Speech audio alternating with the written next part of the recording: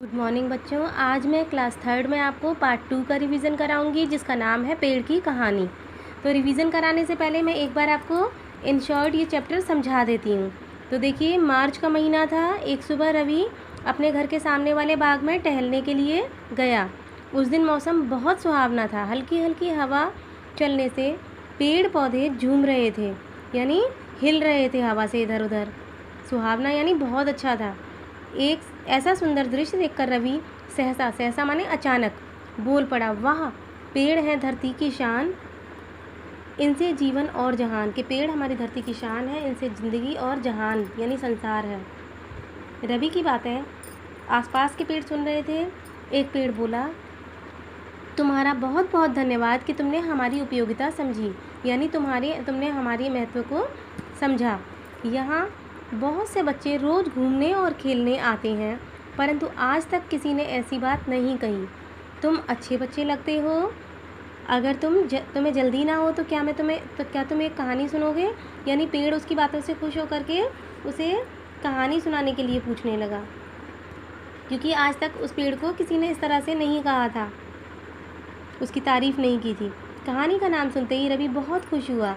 वह बोला कि हाँ हाँ, आप कहानी सुना सकते हैं, लेकिन यह कहानी किसकी है? तब पेड़ ने कहा, मैं तुम्हें पेड़ों की कहानी सुनाना चाहता हूँ, क्या तुम हमारी कहानी सुनोगे? तो पेड़ क्या बोला कि मैं तुमको अपनी कहानी सुनाना चाहता हूँ, क्या तुम सुनोगे? रवि खुशी खुशी कहानी सुनने के लिए तैयार हो गया। सारे बच्चे खुश हो जाते हैं। सहमति पाकर पेड़ ने कहानी सुनानी शुरू कर दी। आज हम तुम्हें सुंदर दिख रहे हैं, तुम हमारी सुंदरता पर मुग्ध हो रहे हो। मुग्ध हो रहे हो मतलब मोहित हो रहे हो। तुम जानते हो, हमें ऐसा रूप प्राप्त करने में बहुत समय लगा है, यानी हमें इतना बड़ा होने में, तुम्हें सुंदर दिखने में काफ़ी समय लगा है। प्रारंभ में तो हम केवल नन्हे बीज थे, फिर इस बाग के माली ने हमें मिट्टी में गाड़ दिया, यानी मिट्टी के नीचे दबा दिया।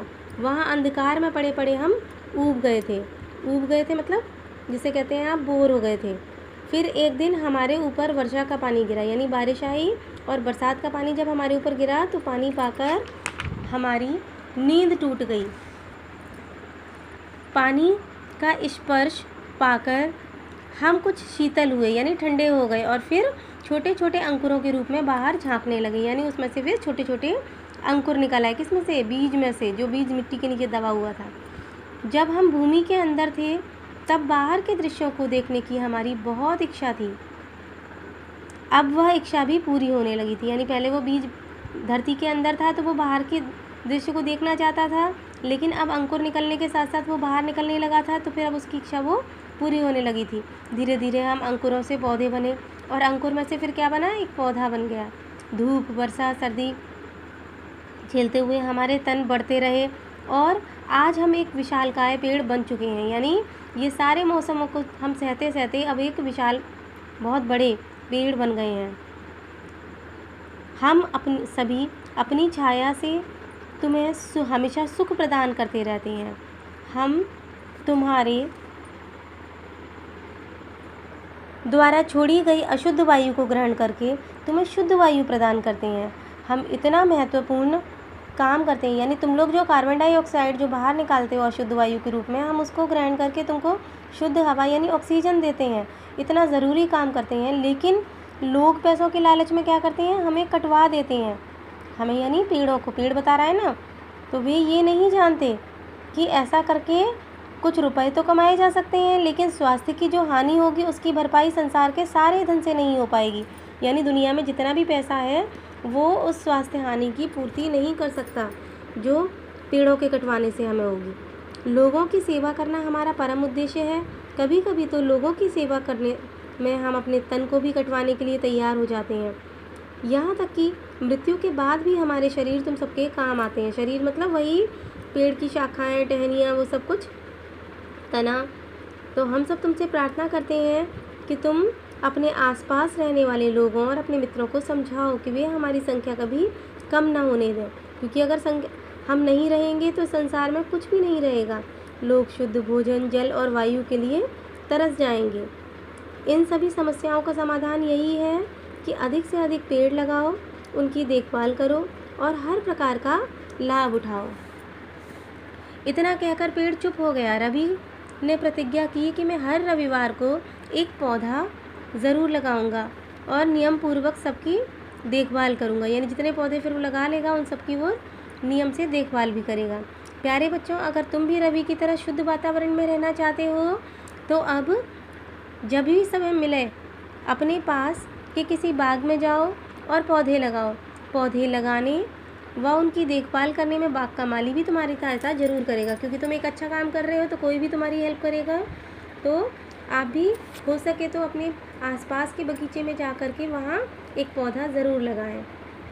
अच्छा, अब इसके बाद में जो एक्सरसाइज दी हुई है, आज मैंने आपको होमवर्क में वही सब कुछ दिया है। जैसे यहाँ पर आप देख सकते हैं शब्दार्थ दिए हैं, तो मैंने आपको शब्द दिए हैं, आप उनके अर्थ खुद लिखेंगे। कोशिश करेंगे कि पहले हम उसे लर्न करें और फिर बिना देखे लिखें, है ना, ताकि अभ्यास का मतलब ही यही होता है, प्रैक्टिस। तो प्रैक्टिस कैसे करनी है आपको कि पहले उसको लर्न करिए। आपकी फेयर नोटबुक में मैंने पहले से लिखवाया हुआ है। तो आज जो कुछ भी हम करवा रहे हैं, यानी जो रिवीजन हम करा रहे हैं, वो सब आपको रफ कॉपी में करना है। तो शब्दार्थ का रिवीजन करना है आपको। उसके बाद यहाँ पर आपको दिए गए हैं मौखिक प्रश्न। सुबह सुबह बाग में टहलने कौन गया था? तो आपको मालूम है अभी गया था।